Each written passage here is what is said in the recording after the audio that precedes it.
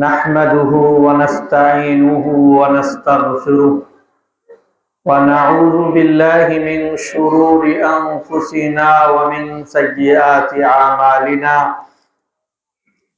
من يهده الله فلا مضل له ومن يضلل فلا هادي له وأشهد أن لا إله إلا الله وحده لا شريك له وأشهد أن محمدًا عبده ورسوله يا أيها الذين آمنوا اتقوا الله حق تقاته ولا تموتن إلا وأنتم مسلمون يا أيها الناس اتقوا ربكم الذي خلقكم من نفس واحدة وخلق منها زوجها وبث منهما رجالا كثيرا ونساء واتقوا الله الذي تساءلون به والأرحام إن الله كان عليكم رقيبا يا أيها الذين آمنوا اتقوا الله وقولوا قولا سديدا يصلح لكم أعمالكم ويغفر لكم ذنوبكم ومن يطع الله ورسوله فقد فاز فوزا عظيما أما بعد فإن أصدق الحديث كتاب الله وأحسن الهدي هدي محمد صلى الله عليه وسلم وشر الأمور محدثاتها وكل محدثة بدعة وكل بدعة ضلالة وكل ضلالة في النار أعوذ بالله السميع العليم من الشيطان الرجيم بسم الله الرحمن الرحيم قاف والقرآن المجيد بل عجبوا أن جاءهم منذر منهم فقال الكافرون هذا شيء عجيب أإذا متنا وكنا ترابا ذلك رجع بعيد قد علمنا ما تنقص الأرض منهم وعندنا كتاب حفيظ بل كذبوا بالحق لما جاءهم فهم في أمر مريج أفلم ينظروا إلى السماء فوقهم كيف بنيناها وزيناها وما لها من فروج والأرض مددناها وألقينا فيها رواسي وأنبتنا فيها من كل زوج بهيج تبصرة وذكرى لكل عبد منيب ونزلنا من السماء ماء مباركا فأنبتنا به جنات وحب الحصيد والنخل باسقات لها طلع نضيد رزقا للعباد وأحيينا به بلدة ميتا كذلك الخروج كذبت قبلهم قوم نوح وأصحاب الرس وثمود وعاد وفرعون وإخوان لوط وأصحاب الأيكة وقوم تبع كل كذب الرسل فحق وعيد أفعينا بالخلق الأول بل هم في لبس من خلق جديد وقال الله تعالى في مقام آخر وإذا سألك عبادي عني فإني قريب أجيب دعوة الداعي إذا دعان وقال النبي صلى الله عليه وسلم اقرأوا القرآن فإنه يأتي يوم القيامة شفيعا لأصحابه رواه مسلم سامعین اکرام دینی و ملی بھائیوں اولاً تمام قسم کی تعریف و توصیف کبریائی و بڑائی بزرگی و برتری حمد و ثنا اللہ رب العالمین کے لیے لائق و سزاوار ہے جو ہم سب کا رب اور معبود و مسجود ہے۔ بعدہ صلاۃ السلام و تمام انبیاء اکرام علیہ الصلاۃ والسلام، خصوصاً نبی آخر الزماں محمد مصطفیٰ صلی اللہ علیہ وسلم اور آپ کے آل و اصحاب پر۔ حاضرین، ہم ایک عظیم مہینے سے گزر رہے ہیں جو کہ رمضان المبارک ہے، جو نیکیوں کا مہینہ ہے، اللہ کی مغفرتوں، برکتوں اور رحمتوں کے سمیٹنے کا مہینہ ہے۔ اس مہینے کو پا کر ہر مسلمان شخص کی یہ کوشش ہوتی ہے کہ وہ اس ماہ مبارک کی عظمت و فضیلت کو مد نظر رکھتے ہوئے زیادہ سے زیادہ نیکیاں کرے اور ایک دوسرے سے نیکیاں کرنے میں آگے بڑھ جائے۔ وَفِي ذَلِكَ فَلْيَتَنَافَسِ الْمُتَنَافِسُونَ۔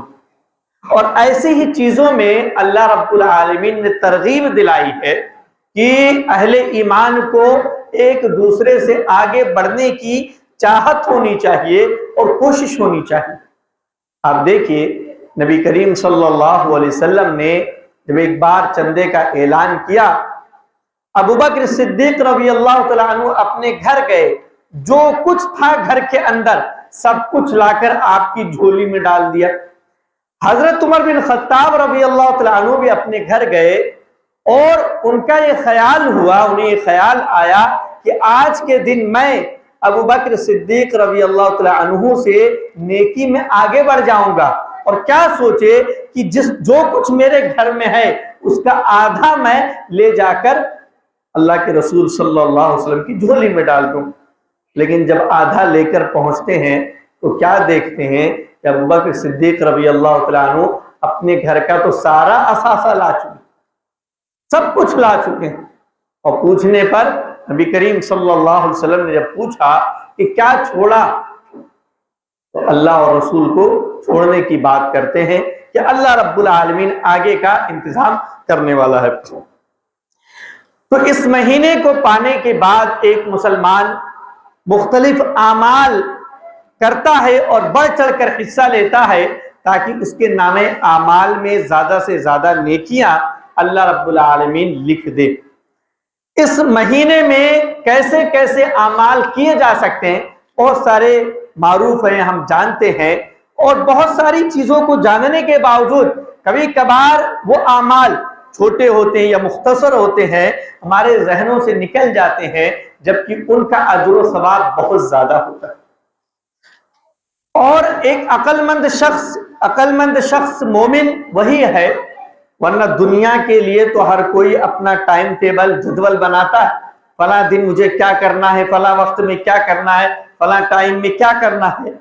اصل عقل مند مسلمان شخص وہ ہے جو رمضان المبارک میں اپنا جدول اور ٹائم ٹیبل بنائے کہ سحری سے لے کر رات سونے تک وہ پورے دن کو کیسے گزارے گا کہ رمضان المبارک کا اتنا قیمتی موقع، اس موقع کا ایک لمحہ بھی ضائع اور برباد نہ ہونے پائے۔ دیکھیے، جب تک نعمت ملتی نہیں ہے تب تک ہمیں اس کے عظیم ہونے کا احساس ہوتا ہے، اس کی چاہت، تڑپ اور لالچ ہوتی ہے کہ مل جائے۔ ملنے کے بعد وہ احساس کم ہو جاتا ہے یا ختم ہو جاتا ہے، جیسا کہ ہم عام طور پر اپنے سماج و معاشرے میں مشاہدہ کرتے ہیں کہ رمضان کا پہلا عشرہ یا پہلا ہفتہ جو ہوتا ہے، ہم سب میں بڑا جوش و جذبہ، حوصلہ ہوتا ہے، تراویح میں اچھی خاصی تعداد نظر آتی ہے، نیک اعمال میں آگے بڑھنے کی کوشش کرتے ہیں، لیکن دھیرے دھیرے وہ حوصلہ کم ہوتا جاتا۔ تو وجہ یہی ہوتی ہے کہ اس کی عظمت کا جو احساس، ادراک ہمارے دل و دماغ میں راسخ ہونا چاہیے، وہ بیٹھتا نہیں رہتا۔ اس لیے چند دن کے بعد ہم اس کی اہمیت ویسے نہیں سمجھتے ہیں جیسے ہم آنے سے پہلے سمجھتے تھے یا ملتے ہی ہم نے سمجھا تھا۔ ہمارے سلف رمضان پانے کے لیے 6 مہینے سے دعائیں کیا کرتے تھے اللہ رب العالمین سے، رمضان پا کر خوب نیکیاں کرتے تھے، اور رمضان گزرنے کے بعد خوب دعائیں کرتے کہ رمضان میں جو کچھ نیکیاں ہم نے کی ہیں اللہ تو انہیں قبول کر لے۔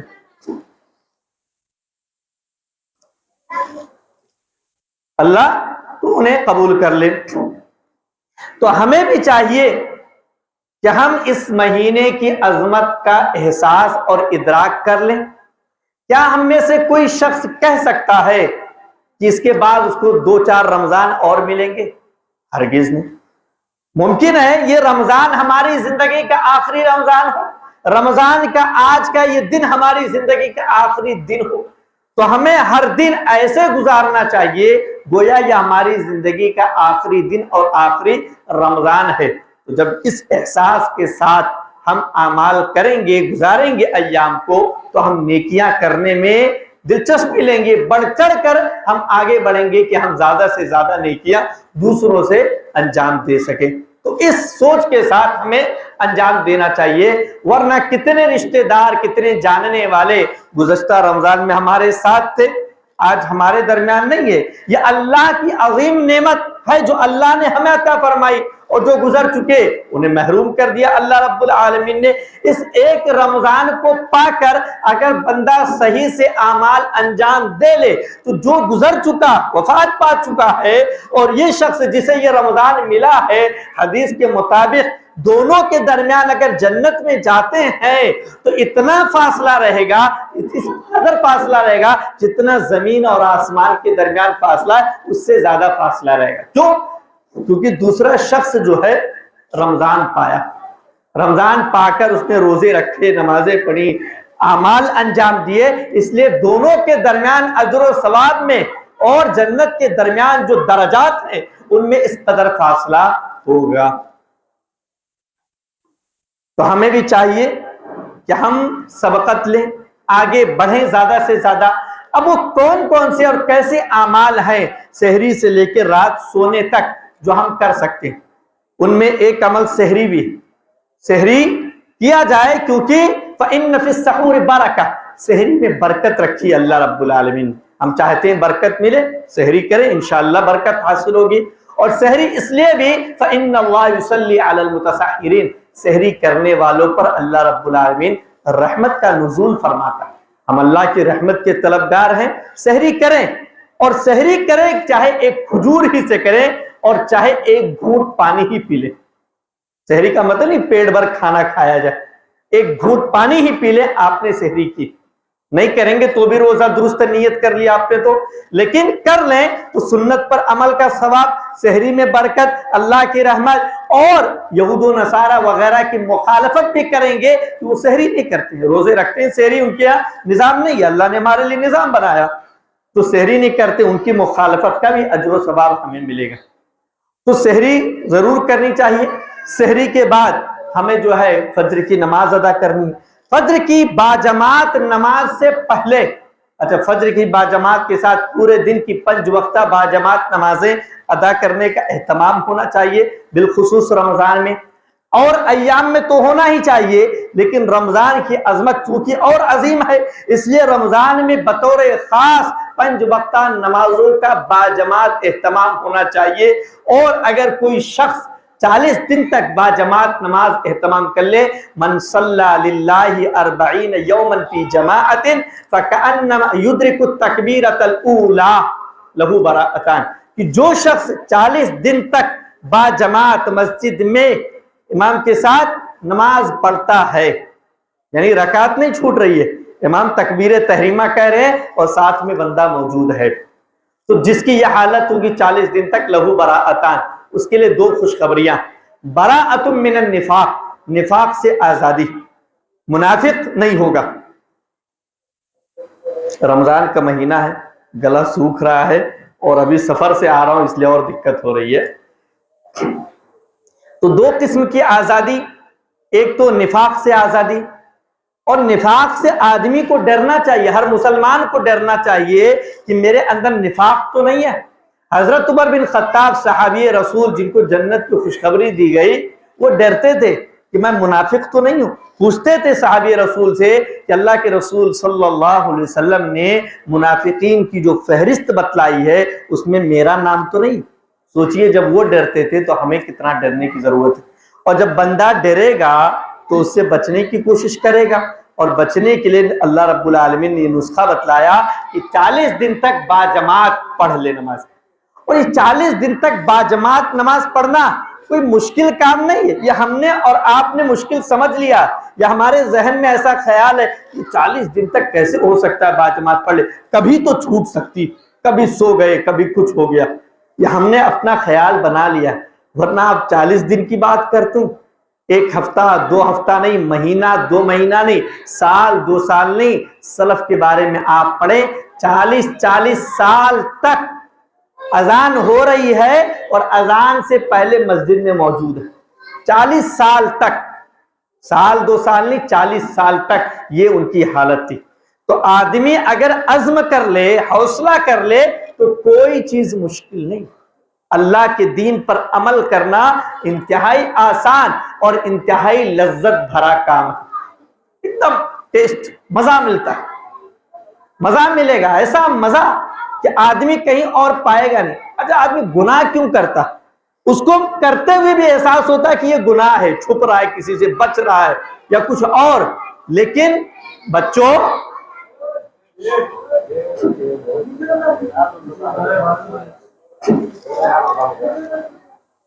تو وہ کرتے ہوئے اس کو احساس ہے کہ میں گناہ کر رہا ہوں، لیکن اس کے باوجود نہیں چھوڑ پا رہا ہے، نہیں چھوڑ رہا. کیوں؟ مزہ مل رہا ہے، مزہ مل رہا ہے. تو جب تک وہ مزہ ملتا رہتا ہے، آدمی مزہ مل رہا، تو آدمی اگر وہی مزہ عبادت میں پیدا کر لے، اپنے لیے اللہ اور رسول کی اطاعت میں پیدا کر لے، تو پھر تو مزے ہی مزے ہیں اس کے. نیکیاں بھی کر رہا اور مزہ بھی لے رہا. اور یہ مزہ آدمی کو نظر نہیں آتا، احساس کا نام، احساس کا نام. اور وہ مزہ ہے کیا؟ تکلیف برداشت کرنا. آدمی تکلیف برداشت کرے گا، سردی کے موسم میں گرم بستر چھوڑ کر اٹھے گا، ٹھنڈے پانی سے وضو کرے گا، باجماعت پڑھنے کے لیے ٹھنڈی برداشت کرتے ہوئے مسجد آئے گا، اور یہ جو کچھ کرے گا اس میں مزہ آئے گا. اس کو بہت اچھا فیلنگ، بڑی اچھی فیلنگ اس کو محسوس ہوگی. اس سے بڑی دولت اس کو اور کوئی نہیں مل سکتی. اس سے بڑی دولت، اس سے بڑا مزہ اور کہیں نہیں ملے گا. یہ پیدا کرنے کی ضرورت ہے. اسی لیے شریعت نے بچوں کی تربیت بچپن سے کرنے کے لیے کہا کہ جب 7 سال کا ہو جائے تو نماز کا پابند بنائیں، 10 سال کا ہو جائے نہ پڑھے تو مار کر پابند بنائیں. جب بچپن سے پابندی ہو جائے گی، وہ احساس، وہ مزہ مل جائے گا، تو آگے نہیں چھوڑے گا. اور اسی لیے 40 دن کا کانسیپٹ بھی شریعت میں. 40 دن تک بندہ جب پابندی کے ساتھ، اخلاص کے ساتھ اپنے آپ کو پابند کر لے گا، تو 40 دن تک کے بعد جو مزہ مل جائے گا وہ کنٹینیو کر لے گا. ہم آپ یہ نہ سوچیں کہ آدمی 40 دن کرنے کے بعد پھر چھوڑ دے گا، ختم، 40 دن کر لیا، اب وہ ثواب مل گیا، اب ضرورت نہیں ہے. وہ آدمی کے اندر وہ احساس، وہ مزہ جب پیدا ہو جائے گا تو خود بخود کنٹینیو کر لے گا. اس کو بولنے کی ضرورت نہیں پڑے گی، تو یہ فائدہ ہے. براءۃ من النفاق و براءۃ من النار. دوسرا فائدہ، دوسری آزادی، جہنم سے آزادی.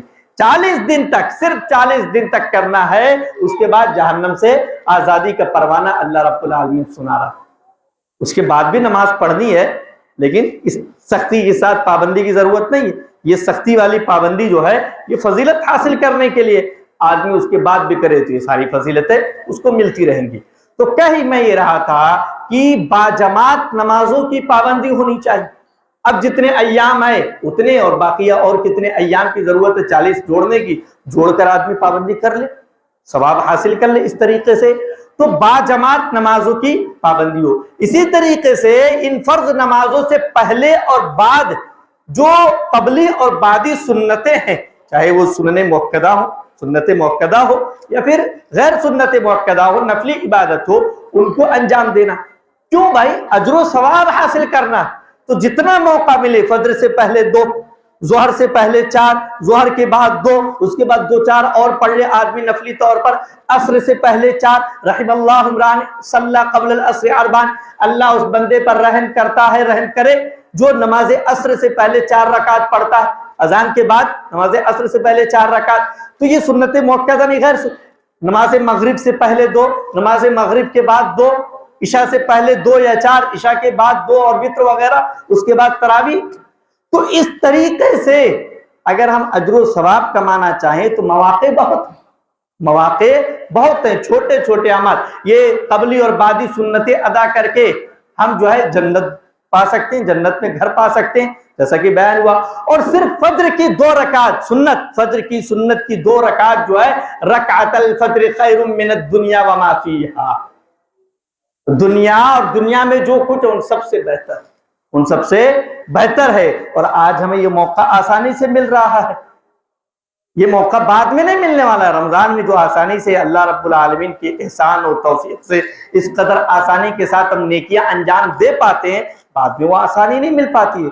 اس لیے ان چیزوں کا اہتمام ہمیں بطور خاص کرنے کی ضرورت ہے۔ رمضان گزرنے کے بعد دنیا بھر کی دولت دے کر ہم رمضان کا ایک لمحہ لینا چاہیں نہیں لے سکتے، نہیں حاصل کر سکتے۔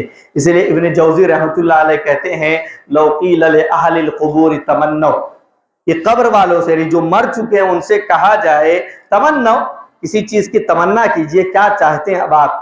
لتمنوا یوما من رمضان، کیا تمنا کریں گے کہ رمضان کا ایک دن مل جائے، رمضان کا ایک دن مل جائے۔ مرنے کے بعد قیامت میں جیسا کہ قرآن مجید کی آیت ہے فَأَصَّدَّقَ وَأَكُن مِّنَ الصَّالِحِينَ، آج موقع ہے صدقہ خیرات کرنے کا، آخرت میں موقع نہیں ہے، تو وہاں بندہ تمنا کرے گا کہ دوبارہ مجھے دنیا میں بھیج دے اللہ، فَأَصَّدَّقَ، تاکہ میں صدقہ کر لوں، وَأَكُن مِّنَ الصَّالِحِينَ، اور نیک لوگوں میں سے ہو جاؤں۔ ایسے ہی نمازوں کے بعد کے اذکار ہیں، ان کو نہیں چھوڑنا، بیٹھ کر آپ سکون سے پڑھ لیں، اگر بیٹھ کر پڑھنے کا موقع نہیں نکلنا ہے تو چلتے چلتے پڑھ لیں لیکن چھوڑیں نہ۔ اسی طریقے سے فجر کے بعد اور کہیں تو پورے دن میں اس دعا کو آپ پڑھ سکتے ہیں۔ ایک دعا بڑی مختصر سی ہے لیکن اجر و ثواب بہت زیادہ ہے۔ ام جویریہ رضی اللہ عنہا بیان فرماتی ہیں ام المومنین کہ خرج ان النبی صلی اللہ علیہ وسلم خرج من عندها بکرۃ حین صلی الصبح، کہ فجر کی نماز پڑھنے کے بعد نبی کریم صلی اللہ علیہ وسلم ان کے پاس سے نکلے فجر پڑھنے کے بعد، اور فجر اول وقت میں پڑھتے تھے جب اندھیرا ہی رہتا تھا، نکلے وہی جالسہ، اور ام المومنین رضی اللہ عنہا وہ بھی فجر پڑھ کے اپنے مصلی پر بیٹھی ہوئی تھی، ذکر و اذکار میں مشغول تھی۔ نبی کریم صلی اللہ علیہ وسلم رجع بعد ان اضحى، چاشت کے بعد واپس آئے، یعنی کم از کم 4-5 گھنٹے کے بعد واپس آتے ہیں، دیکھتے ہیں کہ وہیں پر بیٹھی ہوئی ہے جویریہ رضی اللہ عنہ ام المومنین بیٹھی ہوئی ہیں۔ نبی کریم صلی اللہ علیہ وسلم ان سے کہتے ہیں ما زلت علی الحال التي فارقتك علیہا، کہ میں تمہیں اسی حال پر دیکھ رہا ہوں جس حال پر میں تمہیں چھوڑ کر گیا تھا، کہ بیٹھ کر ذکر و اذکار کر رہے تھے اور اب بھی تم ذکر و اذکار ہی میں اسی جگہ پر مشغول ہو۔ اچھا، اس میں ایک چیز سمجھنے کی اور بھی ہے کہ جویریہ رضی اللہ عنہ اسی مصلی پر فجر کے بعد بیٹھے 4-5 گھنٹے سے ذکر و اذکار میں مشغول تھی۔ ہماری اور آپ کی کیا حالت ہے؟ آئے بھی فجر کے لیے، فرض پڑے اور فوراً بھاگے، نیند کی آغوش میں جانا ہے، جبکہ فجر کے بعد کے اذکار اور اس کے بعد اشراق اور اس کے بعد جو وقت ہوتا ہے فرشتے دعائیں کرتے۔ تو کہتی ہیں کہ ہاں بات ایسی ہی ہے۔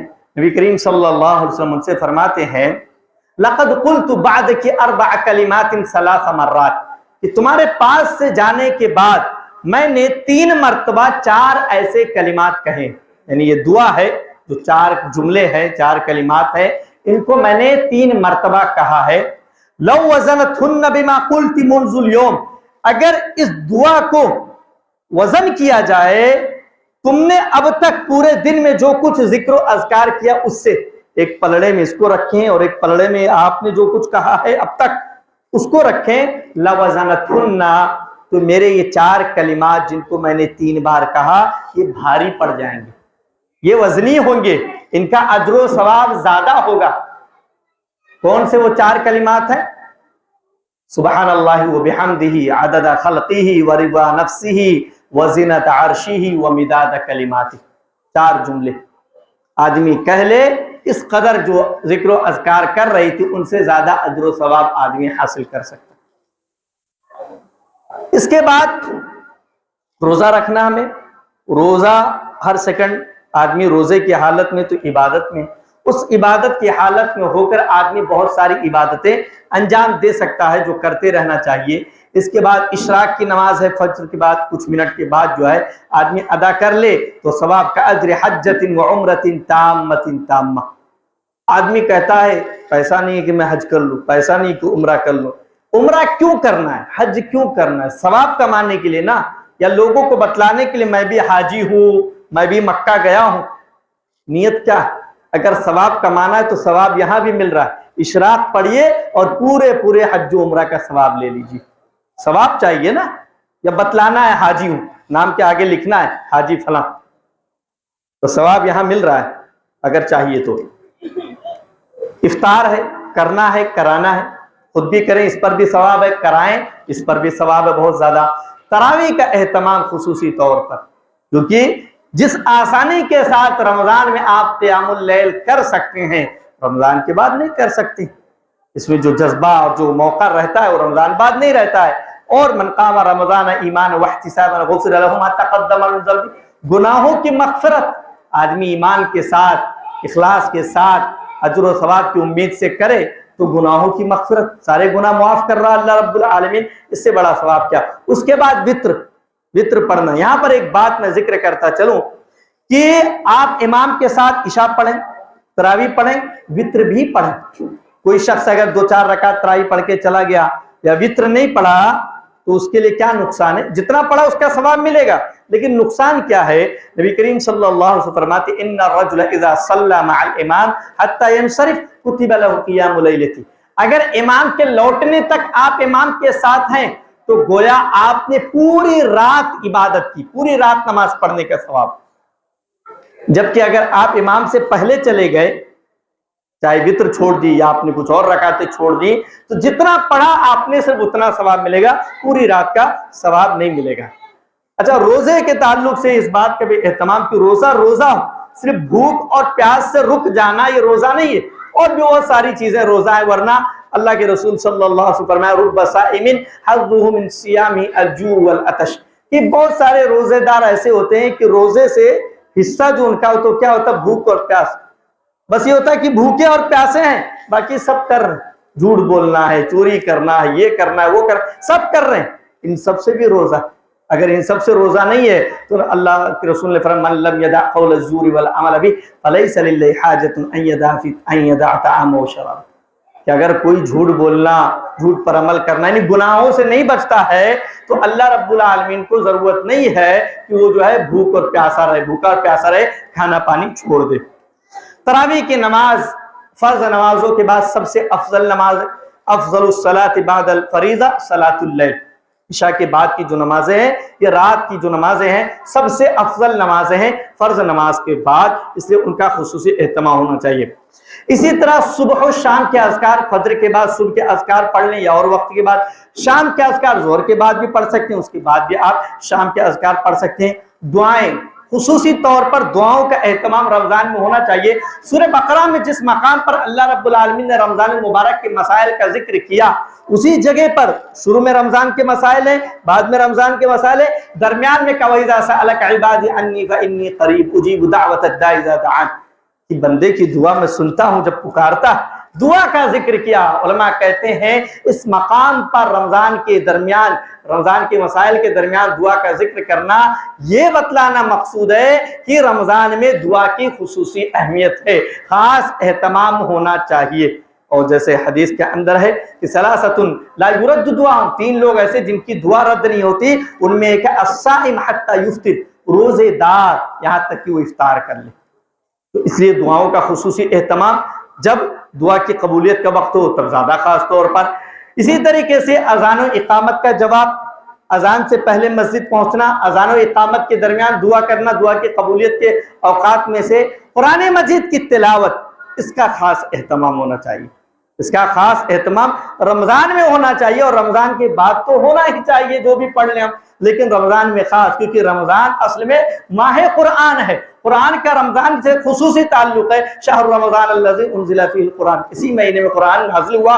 اللہ کے رسول جتنا قرآن نازل ہو چکا رہتا، ہر سال جبریل امین کے ساتھ دور کرتے۔ جس سال آپ کی وفات ہوئی، آپ مر گئے، انتقال کر گئے، اس سال آپ نے 2 مرتبہ جبریل امین کے ساتھ دور کیا۔ اس لیے ہمیں بھی چاہیے کہ قرآن کریم کی تلاوت کا خصوصی اہتمام کریں، تلاوت کا اور تدبر کا بھی، سمجھنے کی بھی کوشش کریں اللہ ہم سے کہہ کیا رہا۔ یہ تو اللہ کا فضل و احسان ہے کہ ہم پڑھ رہے ہیں سمجھ رہے ہیں تب بھی ثواب دے رہا، تب بھی ثواب دے رہا، ورنہ دنیا میں آپ کی جو زبان ہے، ہماری جو زبان ہے، ہم کسی اور سے جو اس زبان کو نہیں سمجھتا گفتگو کرے تو وہ غصہ کرے گا، یہ کیا بات کر رہا ہے، جب میں نہیں سمجھ رہا ہوں تو مجھے اس زبان میں اس سے کیوں بات کر رہا؟ تو یہ تو اللہ کا فضل ہے کہ ہم سمجھ نہیں رہے پھر بھی اجر و ثواب بانٹ رہا ہے، ایک حرف پر 10 نیکیاں اور بڑھاتا ہی جاتا ہے۔ تو ہماری یہ کوشش ہونی چاہیے کہ ہم سمجھے اللہ ہم سے کہنا کیا چاہتا ہے، اور یہ پڑھتے ہوئے سمجھتے ہوئے یہ کہ اللہ مجھ سے کہہ رہا ہے، یہ بات اللہ مجھ سے کہہ رہا ہے، یہ عمل مجھ سے کرنے کہہ رہا ہے، یہ گناہ مجھ سے رکنے کہہ رہا ہے کہ میں رک جاؤں، اس احساس کے ساتھ پڑھنے کی ضرورت ہے کہ قرآن مجھ سے کیا کہہ رہا ہے۔ اسی طرح گھر سے وضو بنا کر آئیں، یہ بھی فضیلت والا عمل ہے۔ صدقہ و خیرات، زکوٰۃ وغیرہ ادا کرنا رمضان میں، عام دنوں میں بھی کیا جائے، رمضان میں خصوصی اہتمام ہو، جیسا کہ نبی کریم صلی اللہ علیہ وسلم کا طرز عمل تھا کہ جب رمضان آتا تو بہت زیادہ فراخی کے ساتھ آپ صدقہ و خیرات دیا کرتے تھے، ادا کیا کرتے تھے، اور حدیث میں کان النبی صلی اللہ علیہ وسلم اجود الناس، کہ نبی کریم صلی اللہ علیہ وسلم سب سے زیادہ سخی تھے تمام لوگوں سے، وَكَانَ أَجْوَدَ مَا يَكُونُ فِي رمضان، اور آپ کی سخاوت کا سب سے زیادہ مظاہرہ رمضان میں ہوا کرتا، دل کھول کر دیا کرتے تھے، اور دینے سے گھٹتا نہیں ہے، اور اللہ کی راہ میں دینے سے کبھی نہیں گھٹتا۔ اللہ کہتا اللہ یا ابن آدم، اے انسان، انفق علیک، تو خرچ کر میں تجھ پر خرچ کروں گا، انسان تو خرچ کر اللہ کی راہ میں تجھ پر خرچ کروں گا۔ اللہ کی راہ میں خرچ کرنا ہم اپنے لیے کرتے ہیں، اپنے لیے بناتے ہیں جو کچھ کرتے ہیں۔ اسی طریقے سے ذکر کا خصوصی اہتمام ہو، توبہ و استغفار کا خصوصی اہتمام ہو کہ زیادہ سے زیادہ توبہ کریں، کثرت سے صلاۃ و سلام اللہ کے رسول صلی اللہ علیہ وسلم پر، اور اسی طریقے سے نیکیاں کرنے کے ساتھ ساتھ گناہوں سے اجتناب، بچنا بھی ضروری ہے۔ نیکیاں کما رہے ہیں اور جس جھولی میں ڈال رہے ہیں نیچے سے سوراخ، پیسہ کمائے اور جیب میں ڈالے نیچے سے سوراخ سارا گر گیا، تو ایسی کمائی کا کیا فائدہ؟ نیکیاں کریں اور ساتھ میں گناہ بھی انجام دے رہے تو ہماری نیکیاں گناہوں کے سمندر میں ڈوب جائیں گی، کوئی فائدہ نہیں ہوگا۔ اس لیے نیکیوں کے ساتھ گناہوں سے بچنا لازم ہے۔ آدمی کے پاس استطاعت ہو تو رمضان میں عمرہ کر لے، کیونکہ ثواب رمضان میں بہت زیادہ ہے، خانہ کعبہ میں نماز پڑھنا، وہاں پر تلاوت کرنا ثواب ایسے ہی بڑھ جاتا ہے، لیکن عمرہ کرنا، عمرۃ فی رمضان تعدل حجۃ او حجۃ معی، حج کرنے کا ثواب یا میرے ساتھ، اللہ کے رسول کہہ رہے میرے ساتھ حج کرنے کا ثواب ہے۔